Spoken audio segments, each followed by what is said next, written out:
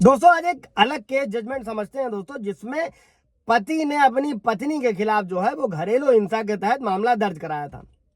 और चूंकि केस पति ने दर्ज करवाया था, इसलिए मामले में पत्नी को आरोपी बनाया गया था और ट्रायल कोर्ट में इस मामले की सुनवाई चल रही थी दोस्तों। और इसी सुनवाई पर रोक लगाने की मांग को लेकर जो है महिला ने दिल्ली हाई कोर्ट में याचिका दायर करी थी और महिला ने दलील दी थी कि जो घरेलू हिंसा कानून के तहत जो है किसी महिला को आरोपी नहीं बनाया जा सकता है दोस्तों। और इस पूरे मामले के बाद घरेलू हिंसा कानून के बारे में आपके लिए जानना बहुत जरूरी है। आखिर क्यों इसके तहत किसी महिला को आरोपी नहीं बनाया जा सकता और एक महिला को ये कानून क्या अधिकार देता है। और घरेलू हिंसा कानून के तहत महिला को जो आरोपी बनाने वाले मामले की सुनवाई चल रही थी दोस्तों, उस पर दिल्ली हाई कोर्ट ने रोक लगा दी दोस्तों। और महिला ने दिल्ली हाई कोर्ट में घरेलू हिंसा के मामले में जो है वो आरोपी शब्द को चुनौती दी थी दोस्तों। और महिला की याचिका पर हाई कोर्ट ने क्या किया था, ट्रायल कोर्ट में चल रही सुनवाई पर रोक लगा दी थी। और एक महिला को घर के भीतर होने वाली हिंसा से बचाने के लिए जो घरेलू हिंसा का कानून लाया गया था दोस्तों, और इस कानून के दायरे में वो सभी महिलाएं आती हैं जो किसी के साझा घर में माँ, बहन, बेटी, विधवा हो सकती है। लिव इन रिलेशनशिप में रहने वाली महिलाओं को भी इसमें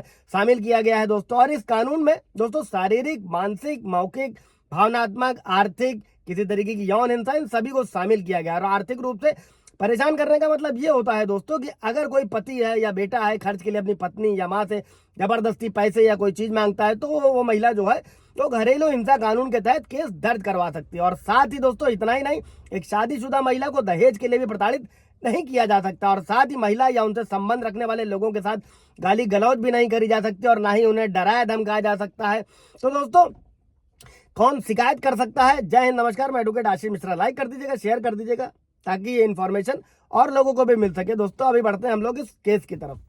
अभी दोस्तों जो ये घरेलू हिंसा का कानून है, इसके तहत एक महिला ही शिकायत कर सकती है। और अगर महिला शिकायत नहीं कर सकती है तो उसकी ओर से कोई और भी शिकायत कर सकता है। और इस कानून के तहत एक बच्चा भी शिकायत कर सकता है और ऐसे बच्चे की माँ अपने नाबालिग बच्चे की ओर से शिकायत दर्ज करवा सकती है। फिर वो बच्चा चाहे लड़का हो चाहे वो लड़की हो दोस्तों। और जो घरेलू हिंसा का कानून की धारा 2 है, सबसेक्शन ए है, उसमें दोस्तों एक महिला को ही पीड़ित व्यक्ति माना गया। और पीड़ित व्यक्ति से किसी ऐसी महिला से मतलब होता है जो घरेलू हिंसा की शिकार रही है दोस्तों। एक चीज और भी समझिएगा, कई सारे केसेस को देखते हुए घरेलू हिंसा के जो मुकदमे हैं जो पत्नियों द्वारा झूठे पति और ससुराल पर दर्ज कराए जा सकते हैं। अभी एक रिसेंटली जजमेंट आया था जिसमें बहू भी, मैंने कई वीडियो में ब्रीफ किया हुआ पहले कि ऐसी कुछ घटनाओं में सास भी अपनी बहू के खिलाफ जो है वो घरेलू हिंसा का मुकदमा दर्ज करा सकती है। उससे रिलेटेड कोई सवाल जवाब होगा या कोई क्वेरी चाहिए होगी, जजमेंट चाहिए होगा, तो कमेंट कीजिएगा, आपको बताया जाएगा दोस्तों। अच्छा दोस्तों, चूंकि इस केस में जो दिल्ली हाई कोर्ट में मामला चल रहा था, उस महिला ने धारा 2 के सबसेक्शन ए के तहत आरोपी शब्द को चुनौती दी थी दोस्तों। और क्योंकि ये धारा कहती है कि एक पीड़ित कोई महिला या लड़की ही हो सकती है और एक सास भी अपनी बहू के खिलाफ शिकायत कर सकती है, जैसा मैंने अभी। और इस कानून के तहत दोस्तों किसी भी बालिग पुरुष के खिलाफ शिकायत करी जा सकती है जिसके साथ महिला का घरेलू संबंध रहा हो। फिर चाहे वो पति हो सकता है या पिता हो सकता है या भाई हो सकता है या कोई और रिश्तेदार भी हो सकता है दोस्तों। और इस कानून के तहत एक पुरुष और महिला दोनों ही रिश्तेदार शामिल होते हैं दोस्तों। और ऐसे समझिएगा दोस्तों कि अगर कोई महिला ससुराल में घरेलू हिंसा का शिकार हो रही है तो वो अपने पति के साथ साथ सास, ससुर, पति की बहन के खिलाफ भी शिकायत दर्ज करवा सकती है। और कौन शिकायत नहीं दर्ज करवा सकता है दोस्तों इस कानून के तहत, वो समझना बहुत जरूरी है दोस्तों। कोई भी पुरुष किसी महिला के खिलाफ शिकायत दर्ज नहीं करवा सकता है। हालांकि अगर किसी महिला के साथ उसका बेटा हिंसा करता है तो अपने बेटे का साथ देने के लिए बहू के खिलाफ शिकायत कर सकती है दोस्तों। और क्या है सजा दोस्तों? इस कानून के तहत दोस्तों मजिस्ट्रेट जो है वो कोर्ट आदेश जारी करती है और इसमें कई तरीके के आदेश होते हैं। इसमें डायरेक्ट जेल का प्रावधान नहीं होता है दोस्तों। कई सारे व्यूअर्स के सवाल रहते हैं, उनके मन में खौफ भी रहता है, इसीलिए ये वीडियो इसको अच्छे से समझिएगा।